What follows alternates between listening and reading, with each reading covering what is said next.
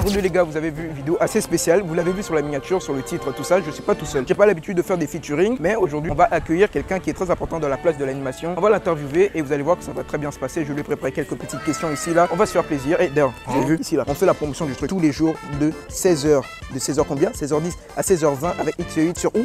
Sur B1 les gars. Comme ça, il n'y a pas d'excuses. Hein. Vous n'allez pas allumer les autres chaînes avant un long moment. Donc là les gars, on va laisser la personne, l'invité se présenter. Hein. Allez, let's go, c'est parti. Salut, salut. C'est lui le virtuose que j'ai vanté là au début de la vidéo. Il va nous parler un peu de son parcours, tout ça, de ce qu'il fait dans la vie et tout. Et aussi de la place de l'animation au Congo, tout ça, les plans. Donc voilà, c'est parti. Question, les abonnés aimeraient savoir comment vous vous appelez. Alors je m'appelle Alain Paloukou, je suis dessinateur.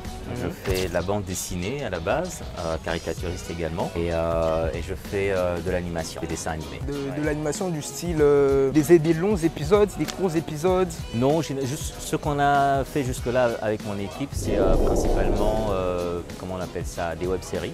Ouais. Donc des shorts d'une minute, 2 minutes, mais on en a fait plusieurs quand même.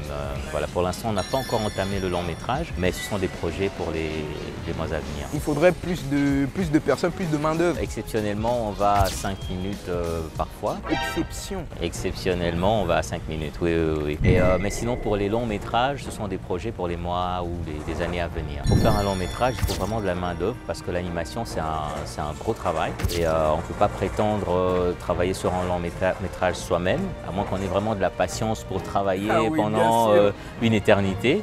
Et c'est toujours idéal, même tous les dessins animés qu'on voit, c'est vraiment de grandes équipes d'animateurs. Et donc voilà. Et il y a de plus en plus de main-d'œuvre. Parfois, je rencontre des jeunes étudiants à l'Académie des Beaux-Arts qui se lancent dans l'animation et qui sont très doués. Et on espère que dans les prochains jours, il y aura suffisamment de main-d'œuvre pour pouvoir entamer ce type de production, quoi. Ok. Et quelques petits exemples de production, ça ferait plaisir qu'on puisse le savoir justement. Alors, j'ai travaillé sur la série Banaboul, que beaucoup de gens ici à Kinshasa appellent Dadou, du nom du personnage principal, Dadou.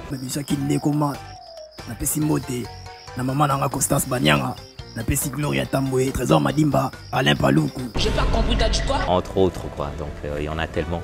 Est-ce qu'on peut avoir l'explication du style de travail, genre les layouts, les storyboards, les scénarios, comment ça se passe? Vous avez dit que vous dirigez les scénarios, c'est ça? Oui, je fais des scénarios, notamment sur la série Banaboul. J'écris les scénarios, moi-même principalement. Et une fois qu'on a écrit le scénario, en fait, c'est la mise sur papier de l'idée. Alors on la développe sur papier, on raconte l'histoire avec les séquences, etc. et tout. Et une fois qu'on a fini le scénario, on passe au storyboard. Le storyboard, c'est ce qui nous permet de savoir plus ou moins à quoi va ressembler la narration par image de ce scénario. C'est pas le produit fini encore. C'est pas encore le produit fini. Le storyboard, c'est un peu comme de la bande dessinée, mais avec des détails techniques, voilà, sur les plans, tout ça, etc.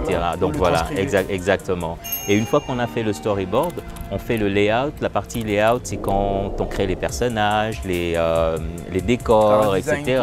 Tout ça, voilà, exactement. Toutes les mood board et voilà. Une fois qu'on a fini le layout, alors on peut passer au dessin définitif et à l'animation. Après l'animation, il y a le compositing. Dans le compositing, en fait, c'est quoi?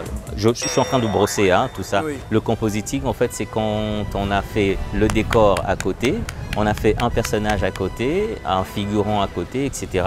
Et que tous ces éléments doivent être assemblés pour faire un plan unique. Voilà, ça c'est le compositing. Et une fois qu'on a fait le compositing et que l'animation de chaque plan est terminée, on passe au montage et après le montage, il y a des travaux de son et voilà. C'est vraiment, c'est toute une chaîne, un processus et voilà. Bon, moi, il m'a perdu totalement. Hein. Non, mais, sinon, je peux reprendre, mais au ralenti.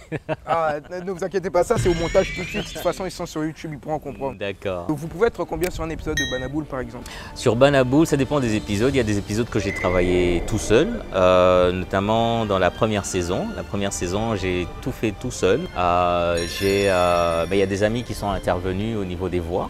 Ouais. En ce qui concerne le scénario, le dessin, les animations, le montage, etc., J'étais vraiment tout seul. Alors, au niveau de la deuxième saison, comme je voulais vraiment améliorer la qualité, on peut se rendre compte qu'entre la première et la deuxième saison, il y a vraiment... hausse de qualité. Voilà, exactement. J'ai travaillé avec des potes, dessinateurs, des potes monteurs, animateurs. Dédicace à tous les potes d'ailleurs. Oui, on a Patrick Bayo, ils sont plein. Christophe Beyeye, qui encore Jonathan Boussassi, bref, ils sont tellement nombreux. Donc sur un épisode, on pouvait être à 2 ou à 3 et sur un autre à 4, on se partage les tâches et voilà. Imaginez, c'est-à-dire, il parle de son studio d'animation et il parle pas de nous quoi. Là, ce serait vraiment déroutant. Hein. Non mais partage un peu le buzz. Ouais, ce serait ingrat. En fait, le travail d'animation, je peux pas prétendre que je sois moi-même voilà, au four et au moulin. Mais vous avez dit que vous aviez fait la première saison seule. Oui, la première saison, oui, on peut dire ça, mais au niveau de la deuxième saison, je me suis vraiment appuyé sur des compétences, des gens qui ont de plus grandes compétences que moi, notamment en animation. Par exemple, Patrick Bayo. Patrick Bayo, c'est celui qui a fait, je ne sais pas si certains ont pu voir ça sur YouTube, c'est celui qui a fait l'animation où il y a un personnage qui rentre dans un maléwa et qui mange du foufou. Il y a Mukolo, voilà. C'est Patrick Bayo, pour moi c'est l'un des meilleurs animateurs du Congo et il a travaillé sur la deuxième saison de Banabou. Donc lui, je considère qu'il fait mieux l'animation que moi, quoi. Voilà. Ici on veut des chiffres, c'est pour ça. Oui, on va se partager l'argent après, vous captez. Bon, est-ce que c'est une bonne situation d'être animateur au Congo par rapport à la rémunération, tout ça? Alors je vais répondre comme, comment ça s'appelle déjà, Edouard Baird dans Astérix. Alors, est-ce que c'est une bonne situation d'être scribe? Mais vous savez, moi je crois pas qu'il y ait de bonnes ou de mauvaises situations. Ça dépend des projets. Il y a des projets sur lesquels vous travaillez, vous vous retrouvez très bien, mais alors il faut faire preuve de beaucoup de sagesse à ce moment-là pour bien gérer ses finances, parce qu'on peut se retrouver comme ça 6 mois, 1 an, voilà, sans forcément travailler.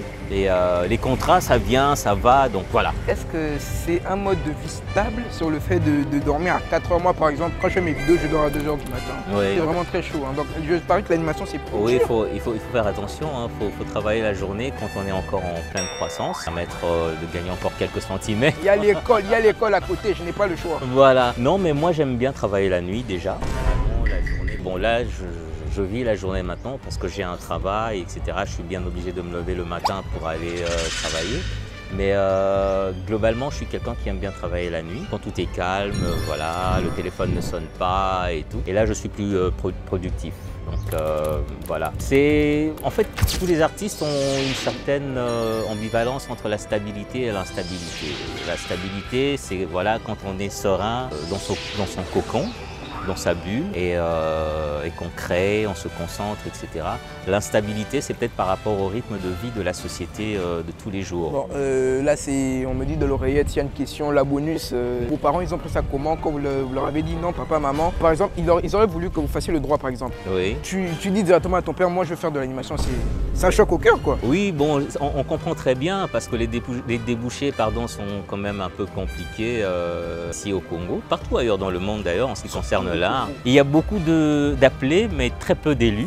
Malheureusement, l'art, c'est comme ça. Et je peux comprendre l'inquiétude des parents. Moi, par exemple, mon père aurait voulu que je fasse le droit, par exemple, ou le journalisme, ce qui était aussi une de mes passions. Mais le crayon l'a emporté. Et aujourd'hui, je pense qu'ils sont fiers de moi parce que j'ai un parcours quand même qui fait en sorte qu'aujourd'hui, bon voilà, j'ai une certaine reconnaissance dans le milieu et je m'en sors tant bien que mal.